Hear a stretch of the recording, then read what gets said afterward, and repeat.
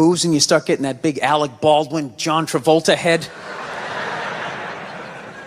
And you don't notice, though, because every day you're brushing your teeth and you see in your head and it's just getting a little bit bigger. Keep drinking, I'll have another one, right? Then one day you go to take that cell phone picture and you're just like 6 inches in front of everybody else. You don't think it's a big deal. Maybe you leaned in because you're feeling good, right? Then all of a sudden you look at the picture, it's like, fucking yeah! Woo! It's like, I gotta lay off this shit. So I've been trying to learn how to fix shit around the house. That's what's filling up all this time of just being sober. That's brutal, dude. You have no idea how long a year is until you're stone sober. Oh, it's fucking brutal. So I'm learning how to fix shit, right? My girlfriend doesn't like it because she says I have a temper. You know? She's like, it's just not that you're trying to fix things. It's that you get frustrated, you punch the wall, the dog starts shaking. I just don't think it's a good idea. You're a comedian. You should tell jokes. He's a plumber. He should plumb, right? Trying to explain to her that losing your shit is part of the process of fixing something. Right? Everybody does that. You buy, right? Yeah. You buy something at IKEA, you get halfway through putting it together, you're like, dude, where the fuck is the fucking... Oh, there it is. There it is. There it is. Well, honey, I didn't see it. I didn't see it. Why? You want to put it together? Well, then you put it together. You put together this fucking particle board piece of fucking shit. Its instructions make no sense. I will buy another one. I will buy another one. I'll buy fucking 5 and smash 4 if I want to. You don't tell me what to do. Oh, go to your mother's. I don't give a shit. Jesus Christ. Yeah, what story are you going to tell? This one, right? Not the part about how I pay all the fucking bills, right? How was that uncalled for? How was that uncalled for? I wasn't even talking to you. I was talking to the fucking thing. I was talking to the fucking thing. I know what I said. I know what I said, okay? You don't need to tell me. I know what I said, yes. I am working on it. I am working on it, all right? Look, you think I want to be this guy? You think I want to be the guy who flips out about the fucking tables? I don't, okay? This isn't who I am. This is who I became, all right? I'm working through this shit. You didn't have to speak. Well, you do shit too, okay? You do shit too. Well, I thought you were going to your mother's. No, it's brutal. I hate having a temper, man. It's fucking embarrassing. I don't know. I'm sick of women trying to... Every girl I ever date's always trying to fix me. It gets annoying after a while, Like you're not out of your mind with all your fucking shoes. Right? What is that all about? I'm sick of this hypothetical perfect guy. Go get him. Go down to Applebee's. Let me know what you find. Okay? I've had it. I'm working. I'm trying. You go down and you get this Mr. Even-keeled all the time with his little fucking sport coat, right? You live with that guy for a while, Hey, honey, I'm home. How are you? Well, traffic was crazy. Almost lost it, but thank God I had that book on tape, right? Gulliver's Travels, always a classic. Always a classic. When all your friends and family know you're hammered, there's nothing better than that walk to the car. It's incredible. Women are screaming, people tearing at your clothes. You feel like you're in the Beatles. Oh my God, no! Stop! And you're like, no autographs. I'm sorry, I have to go. I'll be back. Just get him off me. And you get in the car, and everybody's screaming, get in the fucking car. You're fine. I had a car 8 years. I know. I can almost see my house. Just get in the fucking car. You gotta make the cops come. Get in the fucking car. I swear to God, just get in the fucking car. Oh, take your seatbelt off, you fucking Mary. I'm going right down the street, right? And then what happens? You get out on the road, you realize you're way more hammered than you thought. Who was always there for you? McDonald's with the drive-thru. The 24-hour drive-thru, you could just pull in and hide in plain sight, right? And that little sad traffic jam of divorcees, shut-ins, people who go to Comic-Con, right? You just pull in and just stop. You can take a little nap. It's like, damn, thank you, right? You pull around. That's what it was all about. And now all of a sudden, they're the reason this country's out of shape. They've had McDonald's my whole life. People weren't this fucking fat. right? It's not their fault. You can't pin it on them. But McDonald's fucked up. They fucked up because they gave in to out-of-shape people. And they said, all right, fine, it's our fault. We'll start making salads. And then they got on their heels. They got on their heels, everybody sensed it, and now look at them. Okay, 4 or 5 years later, now they gotta make breakfast all day, right? Because you know what happened? All the potheads showed up going, well, hey man, if you're gonna make him a salad, like what if I want like a breakfast thingy and it's not breakfast, like, you're gonna hook him up, but you're not gonna hook me up? That's like food racism or something, man. I just don't understand. Like, fine, we'll make the breakfast. They just completely lost their way. I swear to God, dude, if I was running that corporation, this is what I would do. You know what I would do? I'd bring that clown back, right? I'd bring the clown back, okay? And I just have that thing, just look right down the barrel of the camera, have a little bit of dry ice in the background, you just come right in tight on his face. And he just looks right in the camera and just goes, look, if you can't get your fat ass down here by 10:30 in the morning, you're getting a burger. All right?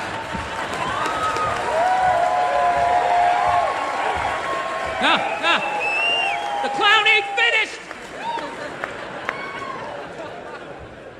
I'm not making pancakes at 3 o'clock in the afternoon because you did blow all night with your friends and you're just getting your shit together. All right? Make no mistake, this is a burger joint. It's always been a burger joint. We did that breakfast thing as a favor, you know? We were just trying to freak out IHOP. Ooh, we're doing it too. We're doing it too. Your own mother won't make you pancakes at 3 o'clock in the afternoon, okay? So get your fat ass or your drugged up ass down here before 10:30. We decide, it's our place. We tell you what the fuck we're making, all right? That's it. Take him out, and he pushes a kid on a swing. Something nice. So, anyways, by the time this special comes out, another election will have come and gone. It's just, God knows who we picked, and it's another one. They're not gonna fucking talk about anything. The oceans are dying. They just... Now, you have the male feminist. Like, where the fuck did that come from? Just out of nowhere, last couple years. I'm a male feminist. I've always championed women. No, you haven't. You haven't. This shit came out and you're fucking scared. You did something. You grabbed some fucking titties. What the fuck did you do that you have to overcorrect that fucking hard? What kind of a man who still has his balls is walking around saying that he's a male feminist? I'm a male feminist. I totally see the way you see the fucking world. It's impossible as a man who was raised right.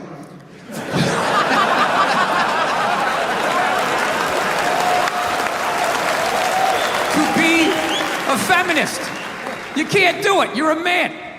Look, you can agree with it, you can empathize, sympathy, you can do all of that shit, but you can't be it any more than I can stand here and just be like, I'm a Black Panther. Fight the power. And then I walk out the door, a blue-eyed white dude, and I get to live that fucking life, right? I don't know, ladies. I don't buy it. Maybe you do, I don't. Anytime I hear a guy say I'm a male feminist, I always just think that is the most pathetic, limp dick way ever to try and get some pussy, right? Like that is literally the fucking game you had when you were on a first date when you were 16, you were all nervous and your whole game plan was just agree with her, maybe she'll touch it. So, what are your favorite bands? I like whatever you like.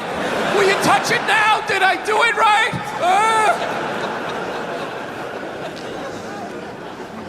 Yeah, it's a weird time right now. I'm glad that I'm fucking, married now. I don't gotta fucking deal with any of that shit. You know? Younger guys, I don't know. How do you deal with it? Like, you know what was really fucked up in all of this now? Is what about women who like it rough? Right? That doesn't happen here in the jolly old England, right? Not at all. Everybody gets all dead silent. Big fucking elephant in the fucking room, right? Yeah. How the fuck do you... What's that? Ask for consent. Ask for consent? Doesn't that take the mood? Well, Jesus, that kind of took it in a weird way.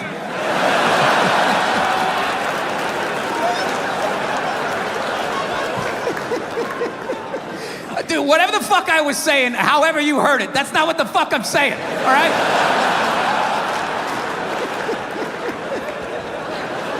You know, I really listened to this Me Too movement. I think for the first time in my life, I'm going to ask for consent. I'm really going to do it this time. I've been feeling... This is why you can't judge comedians. Do you understand this? Do you understand what the fuck I was saying and how this fucking jackass just heard it? You know? The second it comes out of my mouth, it's not what I said anymore. It goes into your fucking ear hole and gets cut with your whole fucking childhood. What do you mean?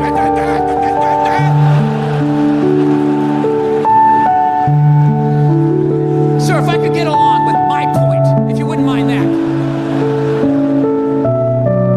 No, like fucking women who like it rough, like that's gotta be so fucking weird. I remember when I was a single man a long time ago, a lot of hair ago, right? It still wasn't a good look, but I was single. I was out there taking some advance. I remember that shit. You meet a woman when it started going down that road, like you knew you were gonna hook up. What you try to do, you try to get a jump on it, right? You try to figure out what they liked in the bedroom because you wanted to satisfy them. Because there's nothing worse than if you don't satisfy them, and you know they're gonna tell all their friends, and then you gotta fucking move, and now there's social media, you got a fucking nickname. It's a nightmare. So you just try to, you try to do, a little fucking intelligence. Before we dive in, don't forget to smash that like and subscribe button. It was just after 6 on a freezing Thursday night when Emily's SUV rolled up our driveway in the Denver suburbs. I'd caught a ride home after a system crash at the office left me stranded without my car. Emily, my wife Amanda's closest friend, offered to swing by since she was already grabbing takeout in the area. We hardly said a word the whole ride, just small talk about traffic and a few uncomfortable pauses. When she stopped, I opened the door, gave her a tired, courteous nod, and said, "Thanks a ton, Emily. Really appreciate it." She smiled, tucking her dark bangs behind her ear. "Anytime, Ryan. I mean it." That was the whole exchange. No lingering looks, no hidden tension. Just two neighbors, two married people helping each other through a weekday. But the second I walked through my front door, I knew I'd stepped into a completely different atmosphere. Amanda stood in the living room, arms folded tight, her lips pressed into a thin, colorless line. "Well, that didn't take long," she said, making no effort to soften her tone.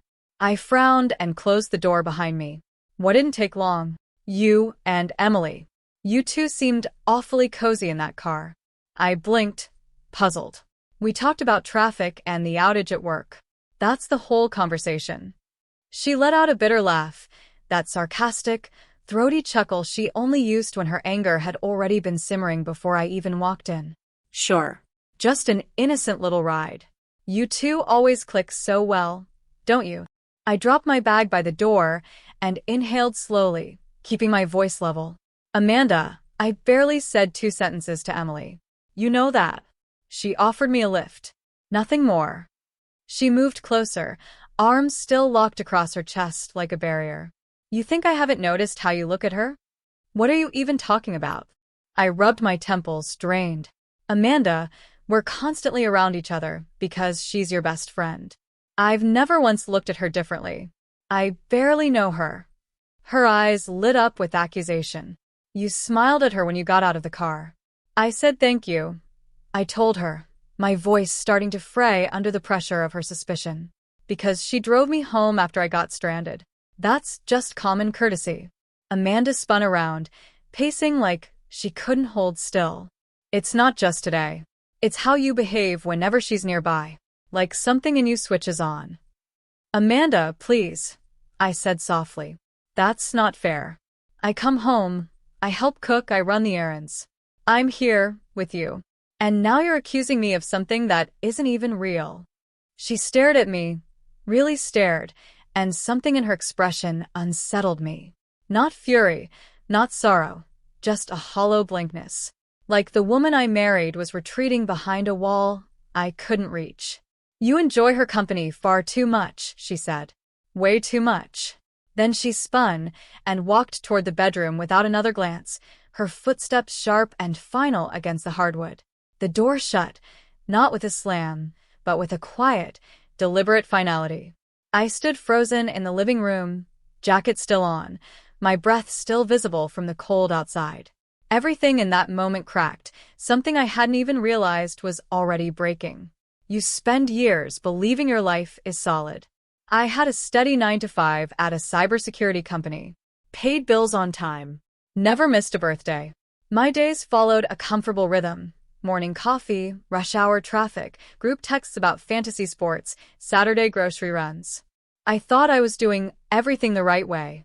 But that night, as our house sat wrapped in silence, I understood something was deeply wrong behind her eyes. And whatever it was, it had nothing to do with Emily, and it was far from finished. The bedroom stayed sealed for hours. I didn't follow her in, not out of stubbornness, but because I knew that if she was determined to view me as guilty, nothing I said would change her mind. So I quietly made dinner, leftover noodles and garlic toast, but set out only one plate. She never came out. By 10:15, the house had gone eerily still. I could hear the refrigerator humming and a dog barking somewhere down the street. I was mid-fold on a stack of laundry when Amanda finally appeared, dressed in black jeans and a silky top I hadn't seen in ages. She didn't speak at first, just walked past me toward the coat hooks like I wasn't in the room. Heading out somewhere? I asked, no accusation in my voice, just fatigue. She wouldn't meet my eyes. Out. I need to clear my head. Out, I repeated. As in a walk, or are we jumping straight to drinks with strangers? That caught her attention. She turned slowly, gripping her coat like a shield. A club downtown. Don't wait up for me. I set the towel aside and leaned against the table, arms crossed. Amanda, you're actually leaving right now? After accusing me of something that never happened. She didn't flinch. I need room to breathe, Ryan. You don't get to dictate how I process things. I'm not trying to control you, I said quietly. I'm standing here trying to figure out how we went from a normal Tuesday to you storming out in heels. She slung her purse over her shoulder. Maybe I need one night where I'm not second-guessing every word or feeling I have. Maybe I need noise and people who don't make me feel invisible. I looked at her for a long beat. Her words weren't outrageous, but the timing sure was. Her resentment wasn't born from tonight's fight. It came from somewhere older, deeper, like she'd been quietly building a case against me long before this evening ever started. If you walk out that door tonight, I said, my voice steady, almost gentle, you won't like what comes after. She let out a sharp laugh, like a blade snapping open. Wow. Is that supposed to be a threat? No, I replied. It's a boundary, and you're about to cross it. She held my gaze for a moment, deciding whether to argue further or just leave. I'm not the one who crossed a line first, she muttered, then turned and walked out without waiting for a reply. The door slammed shut behind her with finality. Tires ground over the icy driveway as her car pulled away. I stood alone in the dim living room, her perfume still lingering in the air. The television flickered with some muted game show. I switched it off and sat with the silence. No music, no laughter, no footsteps, just the steady tick of the wall clock. It's strange how fast a home can start to feel foreign. We'd built this place together, painted the kitchen side by side, argued over furniture during sale weekends, fought about where to hang our wedding pictures. And yet, standing there alone, it felt like I was borrowing space from a version of myself that no longer existed. She hadn't just walked out that night. She'd left something else behind too, and she had no idea what it would cost her. It was 3:08 in the morning when the front door creaked open. I hadn't slept, not for a second. Amanda stepped inside slowly, heels dangling from her fingers, her black top slipping off one shoulder. Her makeup was smudged just enough to hint at a story she'd rather not tell. The air carried perfume, sweat, and liquor, thick and clinging like fog. Then she froze, eyes locking onto the 2 gray suitcases sitting by the door. Hers fully packed and zipped. Tidy. What's this supposed to mean? She whispered. I hadn't moved from the couch.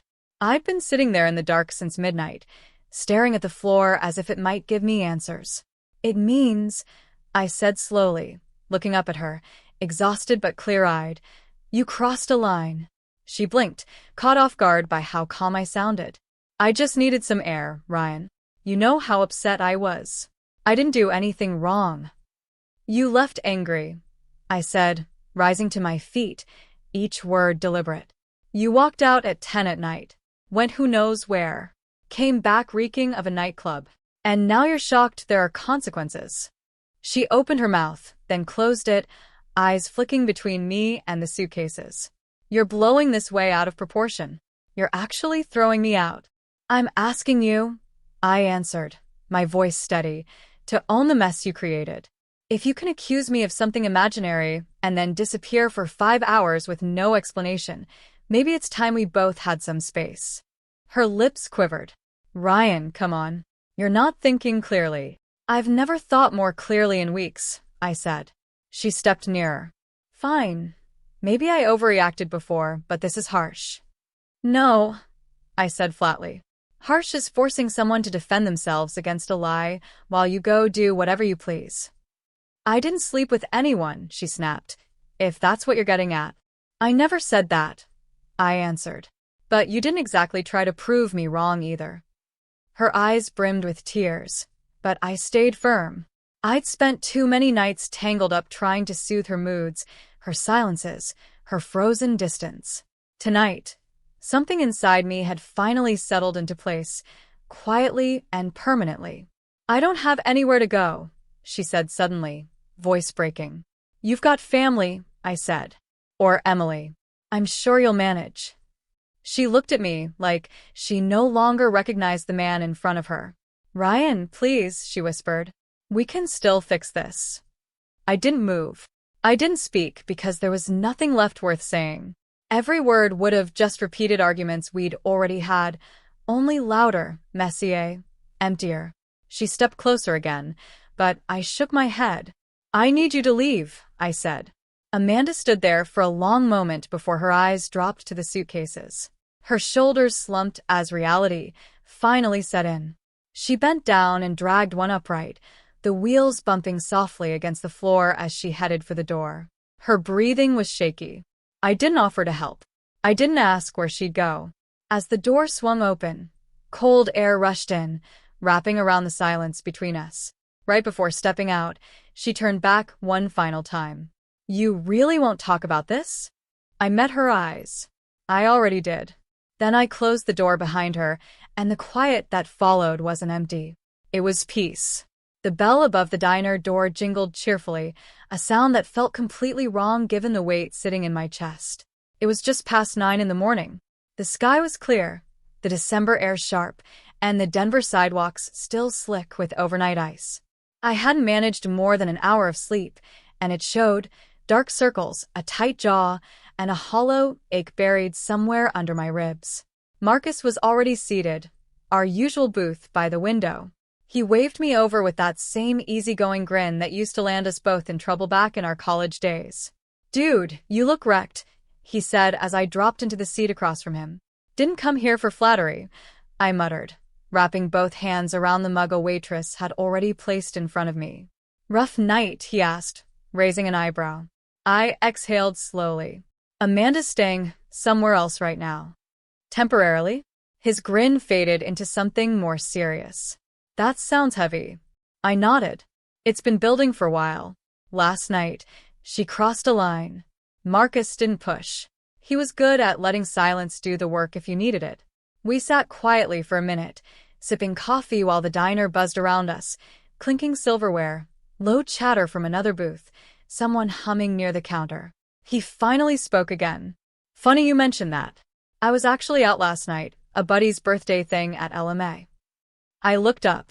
The club downtown? Yeah, he said, taking another sip. Could have sworn I saw Amanda there with some guy. Might have just been dancing, but they looked pretty close. Like, really close. I didn't respond, just stared into my coffee like it might reveal something. Marcus kept talking, his tone casual but careful now. She was moving with him like they'd done it 100 times before. You can tell the difference between just dancing and something else. He paused, then added, the guy actually looked kind of familiar. Short hair, tall, wearing one of those blazers like he thinks he owns the real estate market. My stomach dropped, but I kept my face neutral, because the name flashing through my head wasn't just some random acquaintance. It was Cole. Cole Mathers, Amanda's best friend's husband. Emily's husband. I forced a shrug even though my throat had tightened. You sure it was her? Marcus nodded slowly. Pretty sure. The way she moved, that laugh. Definitely Amanda. But hey, I didn't want to jump to conclusions. Figured I'd bring it up to you.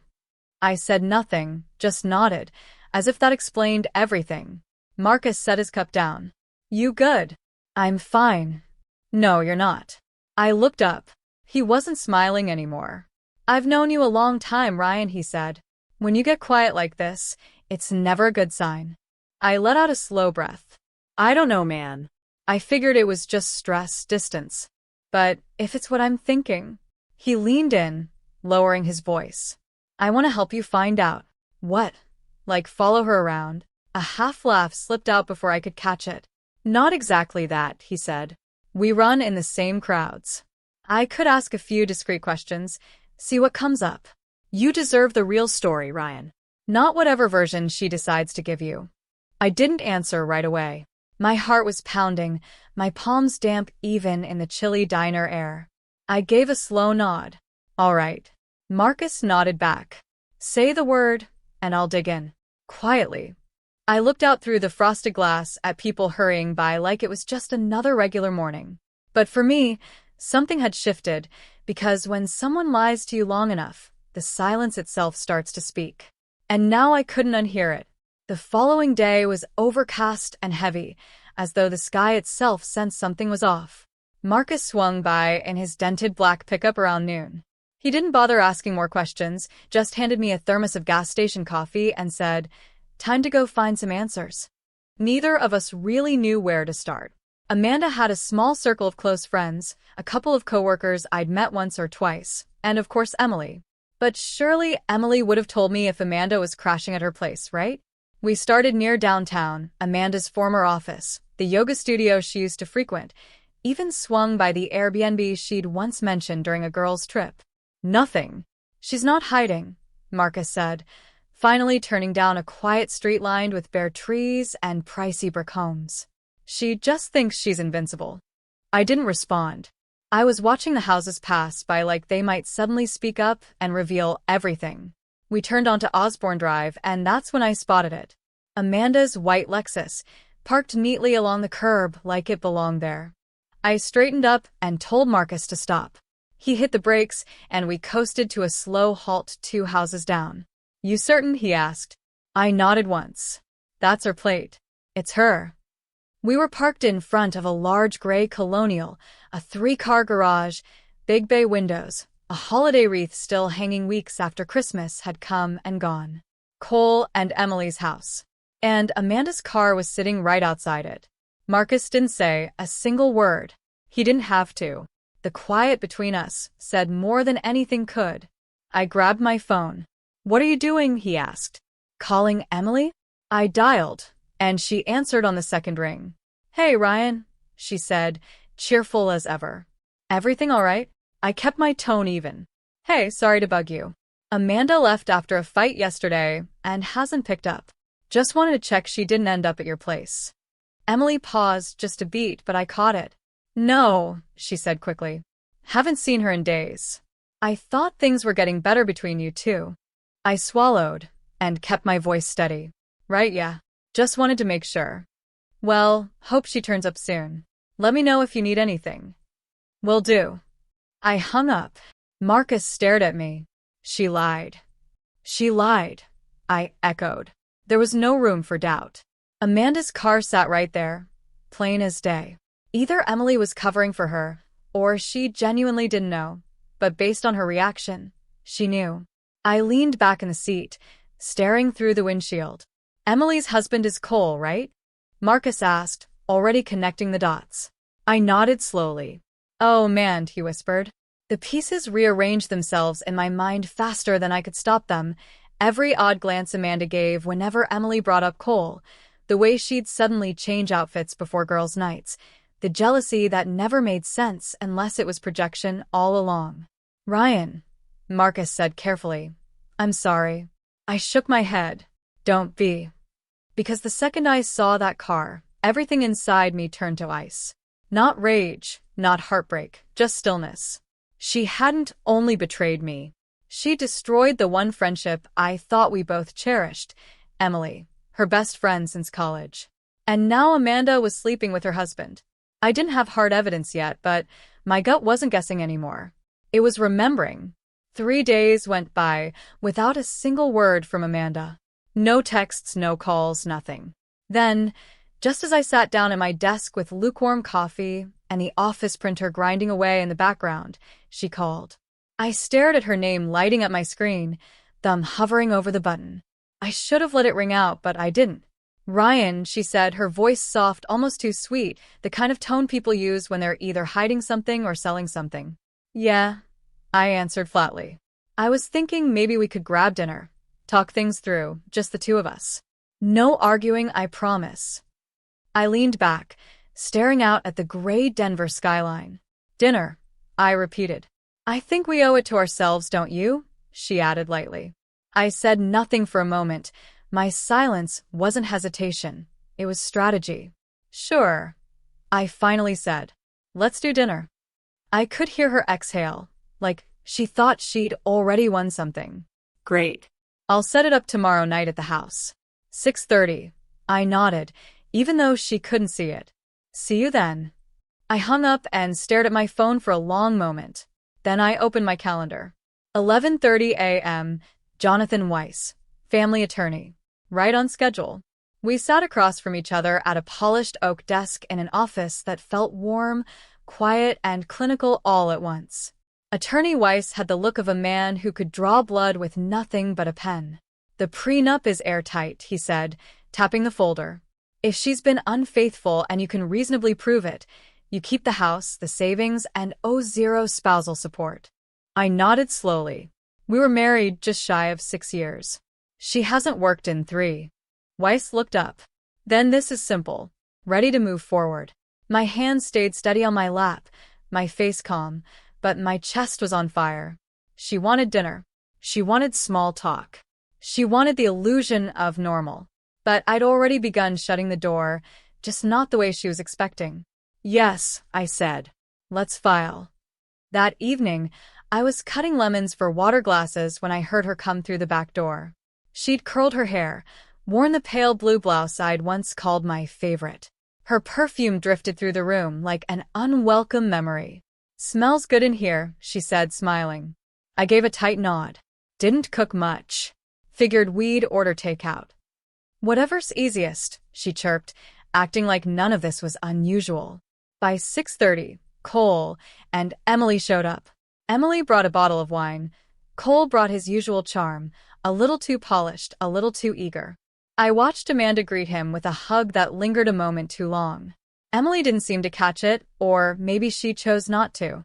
We sat down for people, 2 couples, 1 performance. Amanda served the salad and started peppering Cole with questions about work. Emily sipped her wine, laughing softly at something Amanda said. And I watched them, every glance, every smirk, every flicker of eye contact, all of it rehearsed. But tomorrow, the show would be over. Tonight was her final act, and I was just there to make sure she had the right audience.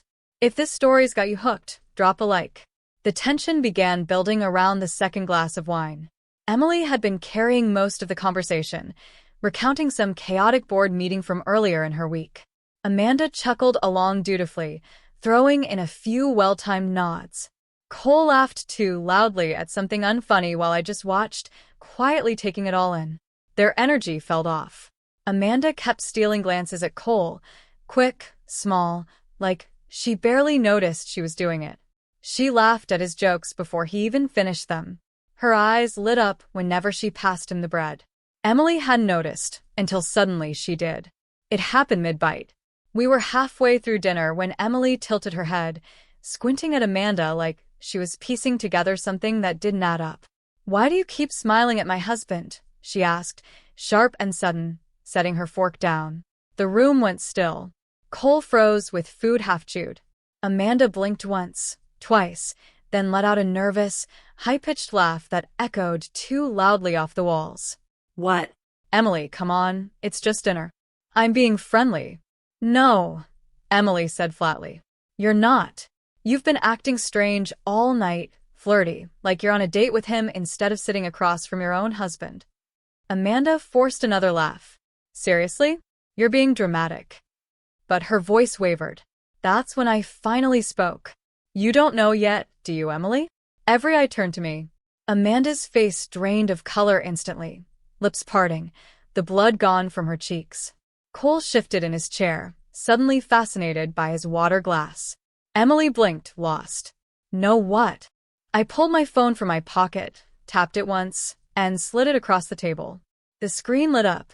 Amanda's white Lexus, parked right in front of Emily and Cole's house. Time-stamped, the night of our fight. Emily stared at it. What is this? She asked, her voice starting to shake. I didn't answer. I didn't need to. She looked from the photo to Cole. Why was Amanda at our house 2 nights ago? Cole opened his mouth, but nothing came out, just a strangled breath. Amanda reached for the phone. Emily, don't. No. Emily snapped, yanking away from her. Answer me. Were you at my house? Amanda faltered. I didn't think it would matter. Emily shot up, her chair scraping violently across the floor. You slept with my husband. I didn't mean for it to go this far. Amanda stammered, panic setting in, tears welling up. Cole stood, hands raised. Let's all just calm down. Emily rounded on him like a whip. You don't get to say one single word. Amanda was sobbing now, muttering things like it wasn't serious, it only happened once, but nobody was listening anymore. I pushed back from the table. Behind me, the chaos escalated, Emily shouting, Cole scrambling for excuses, Amanda trying to hold herself together with trembling hands and streaked mascara. But I didn't say another word. I walked to the door, grabbed my coat, and opened it slowly.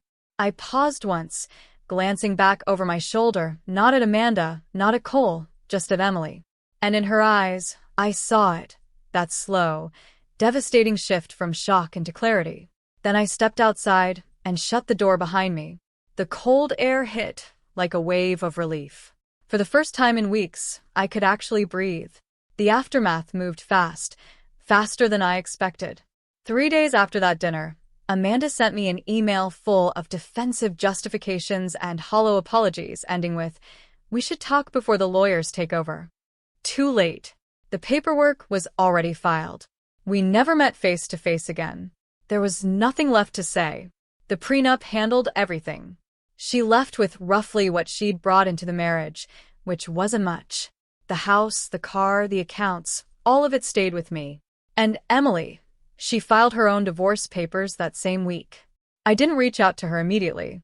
We both needed room, time to process in our own corners. But it didn't stay that way for long. Pain has a strange habit of bonding people who've walked through the same fire.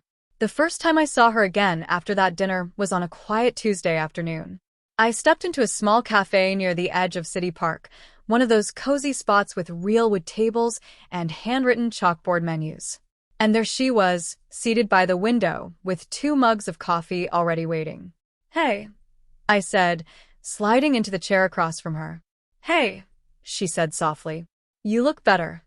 I gave a small smile. "You look like someone who just escaped a hostage situation."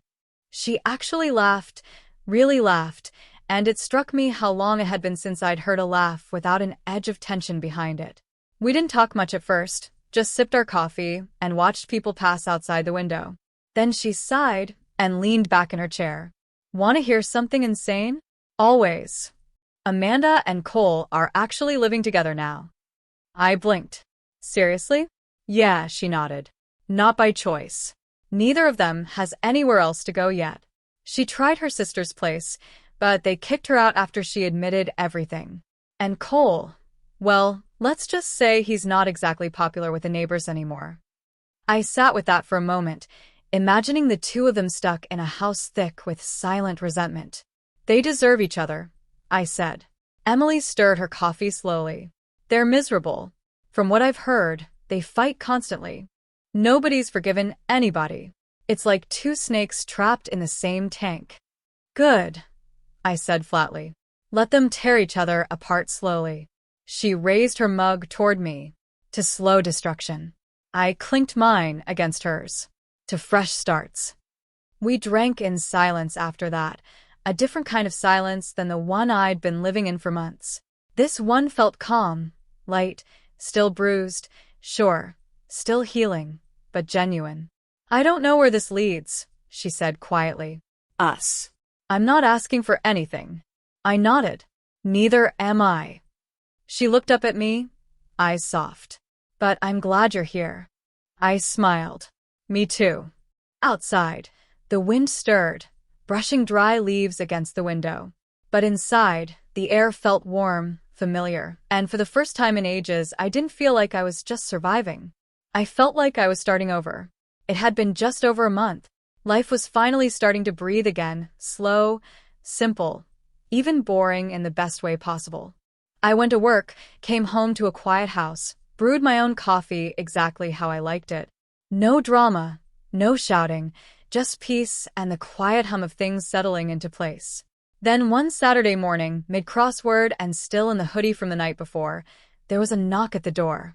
I opened it to find Emily standing there, 2 coffees in hand, bundled up in a green coat and scarf, cheeks pink from the wind. She smiled nervously. "Hey," I said, stepping back to let her in. "Come on in." She handed me a cup. "Half cream, no sugar." "Still your order?" I nodded. "Still is." We walked to the living room, and I cleared some books off the couch so she could sit. She glanced around like it was her first time here, even though it wasn't. I guess it just felt different now. Everything did. She held her coffee close, fingers wrapped tight around it. I could sense she'd been holding something in for too long. Then she looked up, voice quiet. "I think I'm falling for you." I blinked. No warning, no lead-up, just those words dropped between us like a stone into still water. "I wasn't going to say anything," she added quickly. "I told myself I'd wait, or maybe let it fade. But it's not fading, and I'm tired of pretending it's just friendship or comfort. It's more than that." I sat down slowly across from her, my chest tightening, not from fear, but from a strange kind of clarity. "I've been thinking the same thing," I said. She looked at me, hopeful but cautious. "I didn't want to wreck this, whatever we've built," I continued. "We've both been through so much, and I wasn't sure if wanting more made me selfish or reckless." Emily smiled gently, eyes glistening. "It's not reckless if it's genuine." I nodded, letting the quiet settle between us. "We don't have to rush," she said. "Coffee, dinners, walks. I just don't want to move into the next chapter of my life pretending I don't care about someone who's been right beside me this whole time." "Slow sounds good," I said, my voice steadier than I expected. She reached for my hand, hesitant, and when our fingers touched, something settled into place. Not fireworks, not a spark, just warmth. Familiar, steady warmth. We sat like that for a while.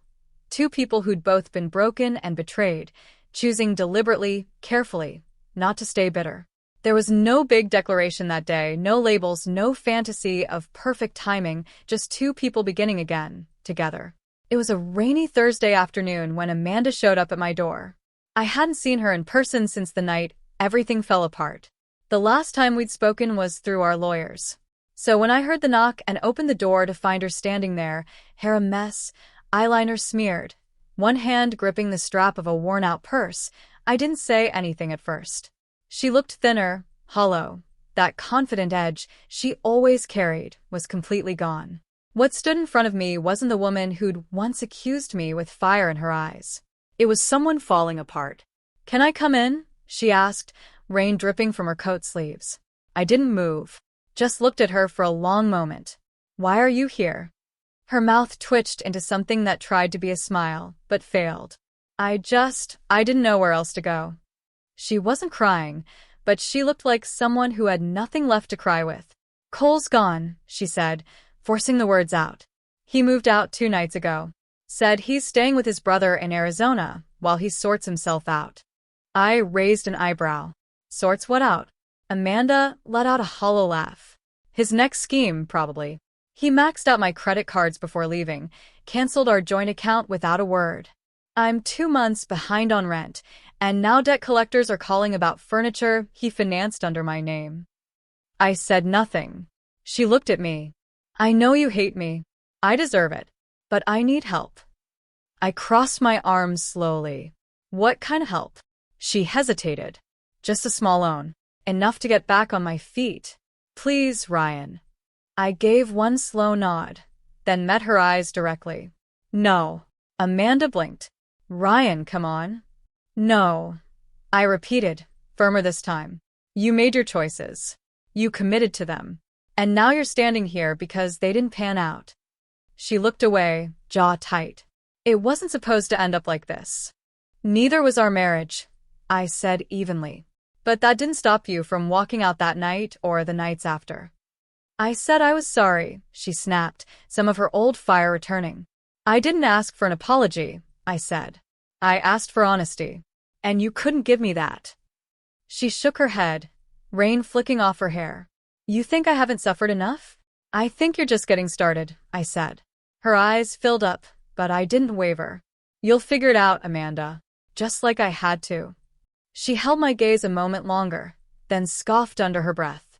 Wow. Take care of yourself, I said, already stepping back inside. She turned sharply, heels slipping slightly on the wet pavement, and walked off without another word.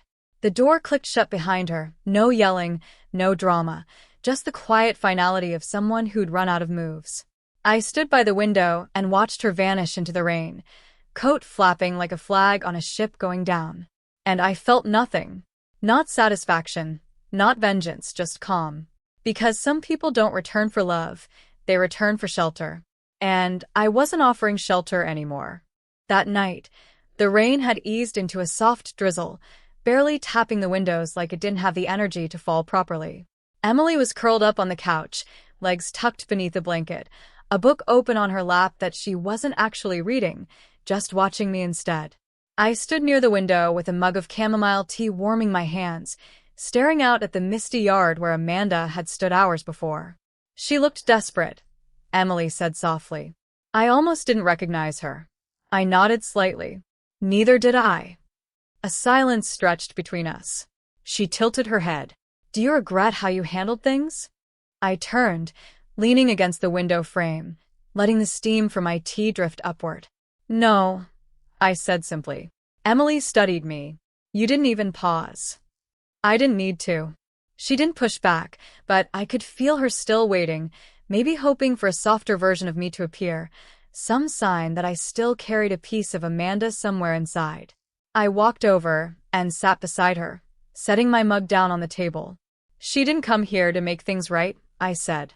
She came because her world collapsed. And this time, I wasn't the one holding it together. Emily looked at me gently. And you're at peace with that? I nodded, slower this time. I gave her more chances than she earned. This ending was hers to write. Outside, the porch light flickered once before steadying. The storm had passed, and in its place was something better than relief. Peace. Not the loud, triumphant kind, just quiet. The kind that finally lets you exhale. Emily slipped her hand into mine. Neither of us said anything for a while. We didn't need to. The house no longer echoed with suspicion or silence. No more sharp glances across the kitchen, no slammed doors, no carefully weighed words. Just a home again, maybe a little emptier, maybe a little wiser, but finally at peace.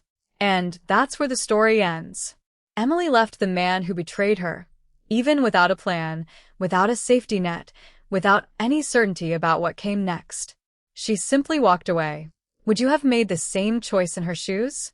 Cut ties the moment the truth surfaced, or try to salvage something already shattered? Let me know in the comments. I genuinely want to hear it. And if this story struck a chord with you, hit like and subscribe. I've got more stories coming.